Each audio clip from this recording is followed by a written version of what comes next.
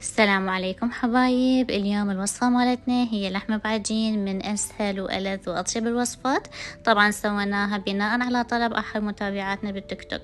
نبلش بالحشوة. عندي كيلو لحم مثروم، قطعتين بصل كبار، وعندي طماطة، فلفل بارد، فلفل حار مثرومين ثوم ناعم، ملعقة كبيرة معجون وملح. عندي طاوة خليت بيها الزيت وراح أحمس البصل إلى أن يذبل. بعدين هنا أنا خليت اللحم وراح أحمسهم مع بعض. خلينا الطماطة وراح أخلي الفلفل البارد، وهنا خليت ملعقة طعام ملح، وعندي ملعقة طعام فلفل أسود، عندي ملعقة كبيرة معجون، وهنا أنا عندي قلاص بيه معجون ومي وقلاص مي، وأتركها تسبك الحشوة على راحتها. طبعا هنا أنا بعد ما سبكت عندي طفيت النار.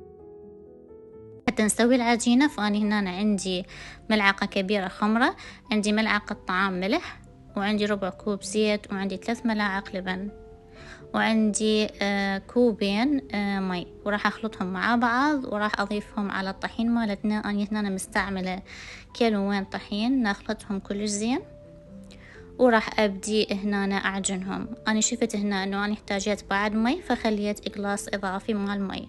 بعد ما عجنتها اتركها مدة ساعة حتى تتخمر، وهنا بعد ساعة تخمرت العجينة راح أبدي أشنقنها مثل ما تشوفون، وأبدي أفتح العجينة مالتنا وأخلي عليها الحشوة.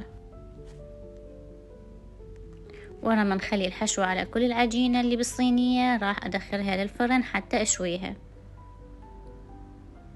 طبعا إذا عجبتكم الوصفة لا تنسون تكتبون بالتعليقات وتسوون إعجاب للصفحة وشير للبوست. مع السلامة وبالعافية عليكم.